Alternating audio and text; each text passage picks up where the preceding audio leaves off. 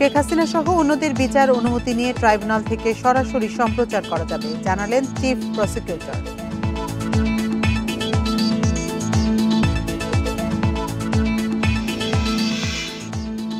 ইশরাকের শপথের ব্যাপারে কাল হাইকোর্টের আদেশ, বিক্ষোভে আজও নগর ভবন অচল।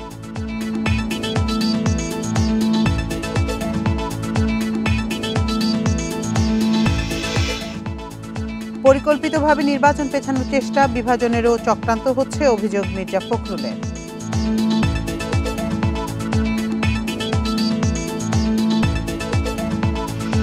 স্বাগত সংবাদ সন্ধ্যায়, আপনাদের সাথে আছি আমি আতিফ আঞ্জুমান। শিরোনাম শুনছিলেন এতক্ষণ, এবার চলে যাচ্ছি পুরো খবরে। আদালত অনুমতি দিলে মানবতা বিরোধী অপরাধের বিচার ট্রাইব্যুনাল থেকে সরাসরি সম্প্রচার করা যাবে। ফলে শেখ হাসিনা সহ অন্যদের বিরুদ্ধে বিচার কাজ সাধারণের মধ্যে সম্প্রচার করার সম্ভাবনা তৈরি হয়েছে। রাষ্ট্রপক্ষের আইনজীবী MH তামিম দুপুরে সাংবাদিকদের একথা জানান। এরই মধ্যে আন্তর্জাতিক অপরাধ ট্রাইব্যুনাল 1-এর এজলাস কক্ষে বসানো হয়েছে ক্যামেরা ও সম্প্রচারের দরকারি যন্ত্রপাতি। প্রসিকিউশন জানিয়েছে, আদালত অনুমতি দিলেই গণমাধ্যম সরাসরি শুনানি সম্প্রচার করতে পারবে। এদিকে হাইকোর্ট ও আপিল বিভাগে জনগুরুত্বপূর্ণ ও সংবিধান সংক্রান্ত মামলাগুলো শুনানি সরাসরি সম্প্রচার করার নির্দেশনা কেন দেয়া হবে না তা জানতে চেয়ে রুল জারি করেছে হাইকোর্ট। এ বিষয়ে এক রিটের শুনানি শেষে বিচারপতি হাবিবুল গনি ও বিচারপতি সৈয়দ মোহাম্মদ তাজরুল হোসেনের হাইকোর্ট বেঞ্চ এ রুল দেন। আইনজীবীরা জানান, উচ্চ আদালতের জনগুরুত্বপূর্ণ বিচারিক কার্যক্রম দেশের নাগরিকরা সরাসরি দেখতে পেলে স্বচ্ছতা ও জবাবদিহিতা আরও বাড়বে।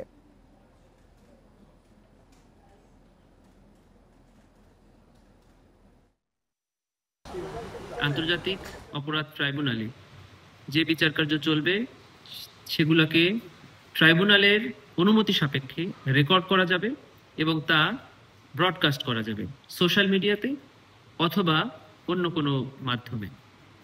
আজকে ট্রাইব্যুনালের সেই সেটআপটা, ওখানে ক্যামেরা, সাউন্ড সিস্টেম এবং সকল প্রকার ডিজিটালাইজেশনটা সম্পন্ন হয়েছে। বিএনপি নেতা ইশরাক হোসেনকে ঢাকা দক্ষিণের মেয়র হিসেবে শপথ না পড়ানোর আবেদন জানিয়ে হাইকোর্টে করা রিটে শুনানি শেষ। আগামীকাল এই বিষয়ে আদেশের জন্য দিন ধার্য করেছে আদালত। বিচারপতি মোহাম্মদ আকরাম হোসেন চৌধুরী এবং বিচারপতি দেবাশিস রায় চৌধুরীর সমন্বয়ে গঠিত বেঞ্চ এ নির্দেশ দেন। এর আগে দুপুর 1টায় এ রিটে শুনানি হয়। পরে দুপুরে বিরতির পর আবারও বিকেলে শুরু হয় শুনানি। দুজন ব্যক্তির করা রিটের পক্ষে আদালতে শুনানি করেন আইনজীবী মোহাম্মদ হোসেন। এর আগে ইসির মাধ্যমে ইশরাককে মেয়র হিসেবে ঘোষণার গেজেট স্থগিত চেয়ে রিট আবেদনের শুনানির জন্য আজকের দিন নির্ধারণ করে আদালত। গত 27 মার্চ ঢাকা দক্ষিণ সিটি কর্পোরেশনের 2020 সালের নির্বাচনে অনিয়মের অভিযোগে ফজলে নূর তাপসকে বিজয়ী ঘোষণার ফল বাতিল করে আদালত। মেয়র ঘোষণা করা হয় বিএনপি নেতা ইশরাক হোসেনকে। নির্বাচন কমিশন আদালতের নির্দেশ অনুযায়ী এবং আইন অনুযায়ী এবং 27শে এপ্রিল গেজেট বিজ্ঞপ্তি প্রকাশ করেছেন। ইশরাককে নির্বাচনে তাকে ইলেক্টেড মেয়র হিসেবে ঘোষণা দিয়েছেন। সরকার 30 ভিত্তিতে তাকে শপথ পড়াতে বাধ্য শপথ করাচ্ছেন এবং এসে চ্যালেঞ্জ করছে। আমরা বলছি তার থেকে তো লোক কাছে নেই, মামলাকে অধিকারে না চাই। ইশরাক হোসেনকে ঢাকা দক্ষিণ সিটি কর্পোরেশনের মেয়র পদ বুঝিয়ে না দেওয়া পর্যন্ত আন্দোলন চালিয়ে নেওয়ার হুঁশিয়ারি দিয়েছেন বিক্ষোভকারীরা। ষষ্ঠ দিনের মতো মঙ্গলবারও নগর ভবনের সামনে অবস্থান ছিল ইশরাকের সমর্থকদের। বন্ধ ছিল দাপ্তরিক কার্যক্রম। ষষ্ঠ দিনের মতো নগর ভবনের সামনে সড়কে অবরোধ করে অবস্থান নেয় ইশরাক হোসেনের সমর্থকরা। নগর ভবনের প্রধান ফটক বন্ধ করে তৈরি করা হয় মঞ্চ। মঙ্গলবার সকাল থেকে মিছিল নিয়ে ঢাকা দক্ষিণের বিভিন্ন ওয়ার্ড থেকে নগর ভবনের সামনে আসতে থাকে বিএনপি ও এর সহযোগী সংগঠনের নেতাকর্মীরা। এ সময় পরিবেশন করা হয় বিএনপির বিভিন্ন দলীয় সঙ্গীত। স্লোগানে মুখর হতে থাকে পুরো এলাকা। ইশরাককে অনতিবিলম্বে মেয়র হিসেবে শপথের ব্যবস্থা করার দাবি জানান তারা। নির্বাচন কমিশন 10 দিনের মধ্যেই গেজেট প্রকাশ করছে শপথ বাক্য পাঠ করানোর জন্য, কিন্তু স্থানীয় সরকার মন্ত্রণালয় শপথ বাক্য পাঠ করছে না। তাই আজকের এই নগর ভবনের সামনে লাখো জনতা। বিক্ষোভকারীদের অভিযোগের তীর ছিল স্থানীয় সরকার উপদেষ্টা আসিফ মাহমুদের দিকে। তার পদত্যাগও চান ইশরাক সমর্থকরা। এ সময় তারা একটি অসাধু চক্র শপথ নিয়ে ষড়যন্ত্র করছে বলেও দাবি করেন। শেখ হাসিনা কথা বলতো, আইনের দোহাই দিয়ে, আদালতের দোহাই দিয়ে জনগণের অধিকার খর্ব করত। আজকে আমরা দেখতেছি একই রাস্তা তারা চলতেছে। হাসিনার দোসরেরা ইশরাক হোসেনকে এখনো নগর ভবনের দায়িত্ব বুঝিয়ে দিচ্ছে না। তার কারণ ইশরাক হোসেন একজন সৎ দেশপ্রেমিক। ব্লকেডের ফলে গোলাপ শাহ মাজার ও নগর ভবনের সামনের রাস্তা বন্ধ হয়ে যায়। ইশরাক হোসেনকে মেয়রের দায়িত্ব বুঝিয়ে দেয়া না পর্যন্ত নগর ভবনের সামনে আন্দোলন চলবে বলেও ঘোষণা দেন বিক্ষোভকারীরা। প্রয়োজনে আরও কঠোর কর্মসূচি দেয়া হবে বলে জানান আন্দোলনকারীরা। আসিফ মাহমুদ তার শুভবুদ্ধি উদয় হোক, আমরা এই কামনা করতে। যদি সে যত বিলম্ব করবে পরিস্থিতি তত ঘোলাটে হবে। রাজপথের দিকে নামবো না, মেয়র হিসেবে দেখে তারপরে নামবো। গত বুধবার থেকে শুরু হওয়া অবস্থান কর্মসূচির কারণে বন্ধ হয়ে যায় নগর ভবনের দাপ্তরিক কার্যক্রম। ইকরামুল কবির, ইন্ডিপেন্ডেন্ট নিউজ, ঢাকা। ইশরাক হোসেনের ঢাকা দক্ষিণ সিটির মেয়র হিসেবে শপথ নিতে আইনি ও মেয়াদ সংক্রান্ত জটিলতা নিরসনে আইন মন্ত্রণালয়ের মতামত চাওয়া হয়েছে বলে জানিয়েছেন স্থানীয় সরকার মন্ত্রণালয়ের উপদেষ্টা আসিফ মাহমুদ সজীব ভুঁইয়া। দুপুরে সাভারে যুব সমাবেশে যোগ দিয়ে তিনি আরও বলেন, যেহেতু আদালতে একটি রিট পিটিশন হয়েছে, তাই একদিকে বিচারাধীন বিষয়, আরেকদিকে আইনি জটিলতা তৈরি হয়েছে। এগুলোর সমাধান হলে একটি সিদ্ধান্তে পৌঁছানো যাবে। এ সময় ইশরাক হোসেন ইস্যুতে তাকে দোষারোপের বিষয়ে উপদেষ্টা বলেন, আইনি জটিলতা ও আদালতে বিচারাধীন বিষয়ে তাকে ব্যক্তিগতভাবে আক্রমণ করা সমীচীন নয়। নানা ধরনের আইনি জটিলতা তৈরি হয়েছে, মেয়াদ সংক্রান্ত জটিলতা তৈরি হয়েছে। এই জটিলতাগুলো নিরসনে আমরা আইন মন্ত্রণালয়ের মতামত চেয়েছি এবং এই রিট পিটিশনের শুনানি হয়তো আজকে হওয়ার কথা। তো এই একদিকে বিচারাধীন, আরেকদিকে যেসব আইনি জটিলতা অ্যারাইজ করেছে সেগুলোর সমাধান হলে আমরা কোনো একটা সিদ্ধান্তের দিকে যাব। পরিকল্পিতভাবে নির্বাচন পেছানোর পায়তারা চলছে বলে মন্তব্য করেছেন বিএনপি মহাসচিব মির্জা ফখরুল ইসলাম আলমগীর। দুপুরে বিএনপি চেয়ারপারসনের গুলশানের কার্যালয়ে এক যৌথ সভা শেষে ভার্চুয়াল সংবাদ সম্মেলনে একথা বলেন তিনি। বলেন, সরকারের মধ্যে কিছু অনুপ্রবেশ ঘটিয়ে বাংলাদেশকে ভিন্ন দিকে নিয়ে যাওয়ার চেষ্টা করা হচ্ছে। ৩০ মে বিএনপির প্রতিষ্ঠাতা ও সাবেক রাষ্ট্রপতি জিয়াউর রহমানের ৪৪তম মৃত্যুবার্ষিকী। দিনটি উদযাপনের জন্য নানা প্রস্তুতি নিয়েছে দলটি। ঘোষণা করা হয়েছে ৮ দিনের কর্মসূচি। মঙ্গলবার বিএনপি চেয়ারপারসনের গুলশানের কার্যালয়ে বিভিন্ন অঙ্গ ও সহযোগী সংগঠনের নেতাদের নিয়ে যৌথ সভার আয়োজন করা হয়। সভা শেষে ২৬ থেকে ২ জুন পর্যন্ত কর্মসূচি ঘোষণা করেন সিনিয়র যুগ্ম মহাসচিব রুহুল কবির রিজভী। ২৫ তারিখ থেকে ২ তারিখ পর্যন্ত ৮ দিনের এই কর্মসূচি করা হয়েছে। আপনাদের একটু বলে রাখি, এর মধ্যে 2 দিন ২৭ এবং ২৮ তারিখ, এই 2 দিন তারুণ্যের সমাবেশে কর্মসূচি সমাবেশ হবে ঢাকায়। ঢাকায় হবে আরেকটি সমাবেশ। এই সমাবেশ উপলক্ষে ওই 2 দিন আমরা অন্য কোনো কর্মসূচি রাখা হবে না। যৌথ সভায় ব্যাংকক থেকে ভার্চুয়ালি যুক্ত হন দলের মহাসচিব মির্জা ফখরুল ইসলাম আলমগীর। বলেন, দেশে বিভাজনের রাজনীতি সৃষ্টির চেষ্টা চলছে। অত্যন্ত সুপরিকল্পিতভাবে নির্বাচনকে পিছিয়ে দেওয়া, জনগণের যে অধিকার সেই অধিকার থেকে জনগণকে বঞ্চিত করাবার এবং ভোটের অধিকার থেকে বঞ্চিত করবার একটা পায়তারা শুরু হয়েছে। এবং আপনারা নিশ্চয়ই লক্ষ্য করেছেন যে বিভাজনের রাজনীতি আবার শুরু হয়েছে। এখানে গোত্রে গোত্রে যে বিভাজন সৃষ্টি করার চেষ্টা করা হচ্ছে। আমরা দেখতে পাচ্ছি যে কিছু মানুষ যারা সরকারের মধ্যে অনুপ্রবেশ ঘটিয়ে বাংলাদেশকে ভিন্ন দিকে নিয়ে যাওয়ার চেষ্টা করছে। ৮ দিনের কর্মসূচির মাঝে রয়েছে সমাবেশ, আলোচনা সভা, চিত্র প্রদর্শনী, দুস্থদের মাঝে খাবার বিতরণ।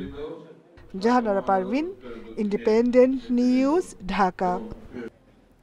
সব রাজনৈতিক দলের সাথে আলোচনা করে জুলাই ঘোষণাপত্র দেওয়া হবে বলে জানিয়েছে প্রধান উপদেষ্টার কার্যালয়। শিগগিরই এই আলোচনা শুরু হবে। এদিকে নির্দিষ্ট সময়ের মধ্যে ঘোষণা না হলে আন্দোলনে নামার হুঁশিয়ারি দিয়েছে জাতীয় নাগরিক পার্টি এনসিপি। গত ৫ আগস্ট ছাত্র জনতার গণ অভ্যুত্থানে স্বৈরাচার শেখ হাসিনা সরকারের পতন হয়। ৩৬ দিনের অভ্যুত্থানে ২,০০০-এর বেশি শহীদের রক্তের বিনিময়ে পালিয়ে যেতে বাধ্য হয় ফ্যাসিস্ট হাসিনা। এরপর গত ৩১ ডিসেম্বর জুলাই ঘোষণাপত্র দেওয়ার সিদ্ধান্ত নেয় আন্দোলনের নেতৃত্ব দানকারীরা। পরবর্তীতে সরকার থেকে এই ঘোষণাপত্র দেওয়ার সিদ্ধান্ত নিলে তারা সেখান থেকে সরে আসে। সম্প্রতি 30 কর্মদিবসের মধ্যে জুলাই ঘোষণাপত্র দেওয়ার ঘোষণা দেয়া হয়। প্রধান উপদেষ্টার কার্যালয় বলছে ঐক্যমতের ভিত্তিতেই জুলাই ঘোষণাপত্র দেয়া হবে। 30 কর্মদিবসে কথাবার্তা হবে, পলিটিক্যাল পার্টিগুলোর সাথে কথাবার্তা হবে, এবং যদি কোনো ডিফারেন্স থাকে এই ডিফারেন্সটা কতটা ন্যারোয়িং করা যায় নিয়ে এসে ন্যারোয়িং করে নিয়ে এসে একটা যাতে প্রোক্লেমেশনটা ডিক্লেয়ার করা যায় সবাই মিলে। রাজনীতি বিশেষজ্ঞরা বলছেন গণঅভ্যুত্থানের একটি ঘোষণাপত্র 5 আগস্টের পরপরই হওয়া উচিত ছিল। দেরিতে হলেও এখন সেটি দেয়া উচিত। সরকারের উচিত রাজনৈতিক দলগুলোর সাথে একটু ঘন ঘন বসা এবং একটা ঐক্যমত্যে পৌঁছা যে প্রোক্লেমেশনের ব্যাপারে, যেন এটা নিয়েও কোনো ঝামেলা না হয় ভবিষ্যতে, এবং এই প্রোক্লেমেশনটা যত দ্রুত পারা যায় দিয়ে দেওয়া উচিত। জাতীয় নাগরিক পার্টি বলছে নির্দিষ্ট সময়ের মধ্যে জুলাই ঘোষণাপত্র না দেয়া হলে কঠোর কর্মসূচি দেয়া হবে। সরকার যদি আবারও এই জুলাই বিপ্লবের ঘোষণাপত্র নিয়ে যদি তারা আবার প্রহসন শুরু করে, তাহলে সেটির জবাব আমরা রাজপথেই দিব। আমরা মনে করি যে সরকারের কখনো উচিত নয় যে আসলে এই ধরনের প্রহসন করা, কারণ এই সরকার তো জুলাই গণঅভ্যুত্থানের সরকার। দাবি করছি যে এই ঘোষণাপত্রটি এবার বাস্তবায়িত হবে, কারণ সরকারের পক্ষ থেকে বলা হয়েছে 30 কার্যদিবসের কথা, এবং আমরা এইটা পর্যবেক্ষণ করছি খুবই গুরুত্ব সহকারে। এর আগে জুলাই ঘোষণাপত্রের খসড়া করা হয়েছিল। সেখানে 1947 থেকে শুরু করে 71-এর মুক্তিযুদ্ধ ও 24-এর গণঅভ্যুত্থানের প্রেক্ষাপট এবং ঘটনা প্রবাহ তুলে ধরা হয়।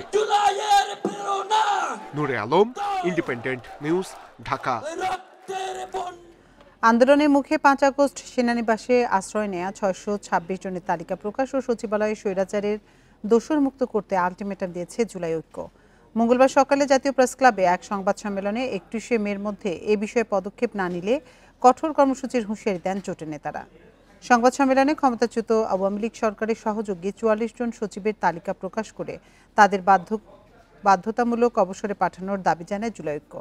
এছাড়া ছাত্র জনতার উপর গুলির নির্দেশদাতা হিসেবে উল্লেখ করে 95 জন ম্যাজিস্ট্রেটের বিরুদ্ধে ব্যবস্থার দাবি জানান নেতারা।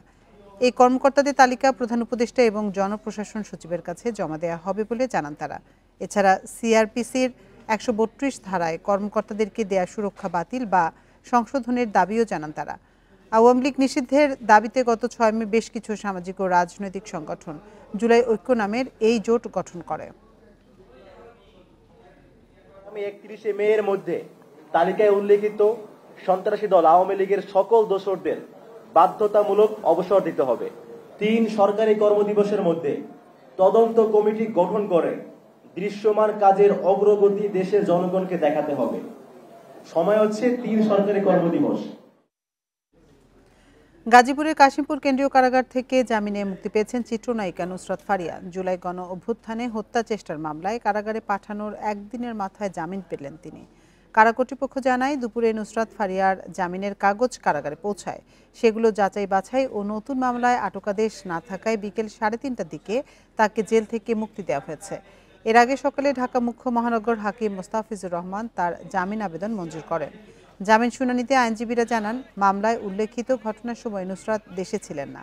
রোববার থাইল্যান্ড যাওয়ার পথে অভিনেত্রী নুসরাত ফারিয়াকে আটক করে ইমিগ্রেশন পুলিশ। সোমবার আদালতের নির্দেশে তাকে কারাগারে পাঠানো হয়।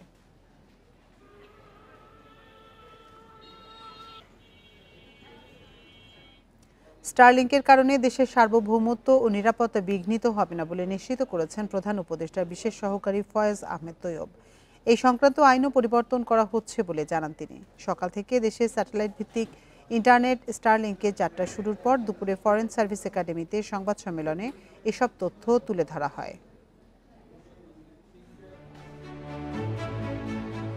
মঙ্গলবার সকাল থেকে দেশে যাত্রা শুরু করল স্যাটেলাইট ভিত্তিক ইন্টারনেট স্টারলিংক। এর মধ্য দিয়ে নতুন যুগে প্রবেশ করেছে বাংলাদেশ। দুপুরে এ সংক্রান্ত সংবাদ সম্মেলনে জানানো হয়, আগামীতে কেউ চাইলেও জুলাইয়ের মতো ইন্টারনেট বন্ধের সুযোগ পাবে না। পরিবর্তন করা হচ্ছে এই সংক্রান্ত আইনও। ইন্টারনেটের উপর নিয়ন্ত্রণ প্রতিষ্ঠার যে আওয়ামী উদ্যোগ ছিল সেখান থেকে আমরা সরে এসেছি এবং সাইবার নিরাপত্তা আইনে আমরা ইন্টারনেটকে নাগরিক অধিকার হিসেবে স্বীকৃতিও দিয়েছি। তো সেদিক থেকে নিয়ন্ত্রণের বিষয়টা আমরা সেভাবে আমলে নিই। এখন রেগুলেটরির প্রশ্নে আমরা কিভাবে রেগুলেটরি প্রশ্নকে অ্যাড্রেস করবো, সেজন্য আমরা দুটো বিষয়ে পদক্ষেপ নিয়েছি। প্রাথমিকভাবে দুটি প্যাকেজ দিয়ে শুরু হচ্ছে স্টারলিংক কার্যক্রম। মাসিক ৬,০০০ ও ৪,০০০-এ ব্যবহার করা যাবে এ সংযোগ। তবে সেটআপ যন্ত্রপাতির জন্য এককালীন খরচ হবে ৪২,০০০ টাকা। এতে থাকবে না কোনো স্পিড ও ডাটা লিমিট। তারা দুটো প্যাকেজ নিয়ে আসছে। একটা প্যাকেজ হচ্ছে রেসিডেন্স, স্টারলিংক রেসিডেন্স, সেটা বাংলাদেশি গ্রাহকদের জন্য ৬,০০০ টাকা প্রতি মাসে। দ্বিতীয় গাইড প্যাকেজটা হচ্ছে স্টারলিংক লাইট, সেটা ৪২০০ টাকা করে। স্টারলিংকের মতো আরও বেশ কয়েকটি ইন্টারনেট কোম্পানি দেশে আসতে চায় বলেও জানানো হয় সংবাদ সম্মেলনে। পুরো বিষয়টা বলবেন আমাদের। Nahid Kamal, independent News, Dhaka. বকেয়া বেতন পরিশোধের দাবিতে পোশাক শ্রমিকদের মার্চ টু যমুনা কর্মসূচি আটকে দিয়েছে পুলিশ। পরে বৃষ্টি উপেক্ষা করে কাকরাইল মোড়ে বিক্ষোভ শুরু করেন তারা। এখনও সেখানেই অবস্থান করছেন। মঙ্গলবার বিকেল ৩টার দিকে মিছিল নিয়ে কাকরাইল মোড়ে আসেন আন্দোলনকারীরা। 18 মাস আগে বন্ধ হয়ে যাওয়া ডার্ট গ্রুপের 5টি, PLZ অ্যাপারেলসের 9টি সহ 15টি প্রতিষ্ঠানের শ্রমিক কর্মচারীরা এই আন্দোলনে অংশ নিয়েছেন। আন্দোলনকারীরা বলছেন, বেতন না দিয়েই মালিকরা বিদেশে পালিয়েছেন। কারো 3 মাস, আবার কারো 6 মাসের বেতন, সাথে ঈদ বোনাসও বাকি রয়েছে।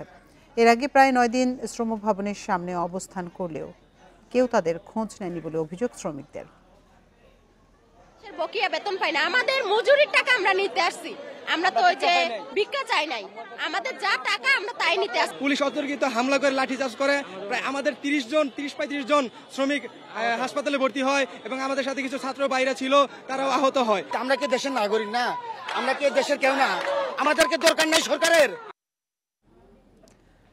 এ নিয়ে বিস্তারিত জানাতে আমাদের সাথে যোগ দিচ্ছেন আমাদের সহকর্মী জাহিদুল ইসলাম।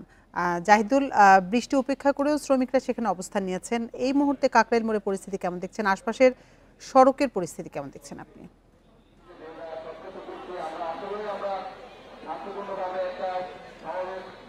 দেখুন, দুপুরের পরে আসলে অনেক সময় বৃষ্টি হয়েছে। সেই বৃষ্টির মধ্যেও কিন্তু এখানে যারা আন্দোলনরত রয়েছেন তারা কিন্তু এখানে ছিলেন এবং তারা তাদের দাবি থেকে একচুলও সরে যাননি। এবং এই বৃষ্টির পরবর্তীতে কিন্তু তারা আবারও নতুন করে আরও সদস্যরা যুক্ত হয়েছেন তাদের সঙ্গে এবং তারা কিন্তু এই মুহূর্তে দেখতে পাচ্ছেন আমার ঠিক পেছনে বসে রয়েছেন এবং তারা তাদের দাবি আদায়ের জন্য বিক্ষোভ করছেন, নানা ধরনের স্লোগান দিচ্ছেন।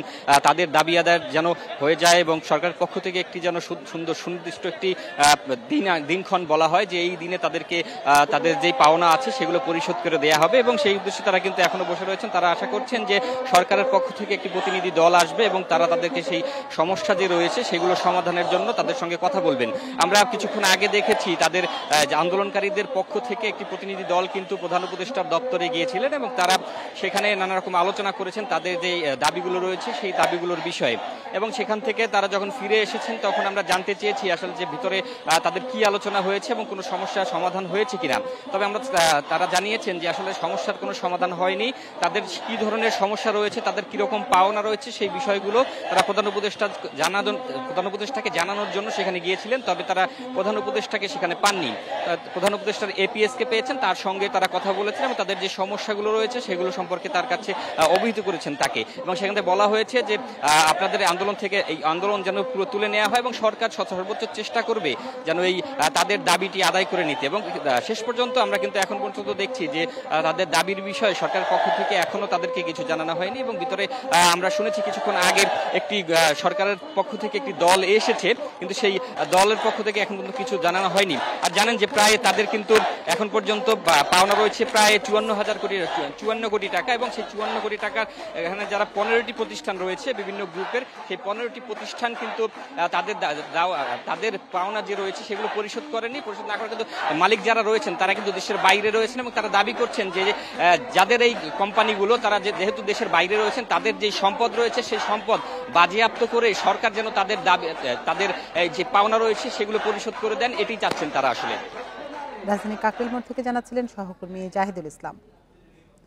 দেশের আইনশৃঙ্খলা পরিস্থিতি পর্যালোচনা করতে জরুরি বৈঠক করেছেন প্রধান উপদেষ্টা অধ্যাপক মোহাম্মদ ইউনূস। উচ্চ পর্যায়ের এই বৈঠকে অংশ নেন কয়েকজন উপদেষ্টা ও 3 বাহিনীর প্রধান।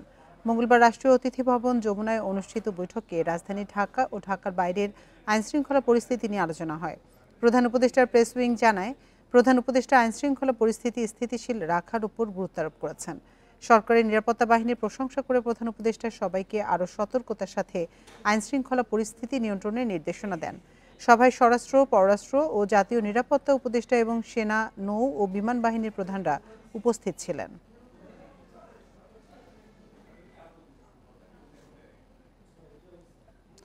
পদ্মা ব্যাংকের সাবেক চেয়ারম্যান চৌধুরী নাফিস শরাফত, তার স্ত্রী আঞ্জুমান আরা ও ছেলে চৌধুরী রাহিব সাফওয়ান শরাফতের বিপুল স্থাবর সম্পত্তি জব্দের আদেশ দিয়েছে আদালত। মঙ্গলবার ঢাকা মহানগর জ্যেষ্ঠ বিশেষ জজ মোহাম্মদ জাকির হোসেন গালিব এই আদেশ দেন। সম্পত্তি জব্দের আদেশটি দুদকের পক্ষে আবেদন করেন সংস্থার উপপরিচালক মোহাম্মদ মাসুদুর রহমান। এসব সম্পত্তির মধ্যে রয়েছে নাফিস শরাফতের নামে অন্তত 6টি ফ্ল্যাট, একটি 20তলা ভবন সহ 2টি বাড়ি, 4টি প্লট এবং জমি। এছাড়া আঞ্জুমান আরার নামে থাকা 5টি ফ্ল্যাট এবং 3টি জমিও জব্দের আদেশ দেওয়া হয়েছে। তালিকায় আরও রয়েছে রাহিব সাফওয়ানের 7টি ফ্ল্যাট। এসব সম্পত্তি রয়েছে ঢাকা, গাজীপুর ও নারায়ণগঞ্জে।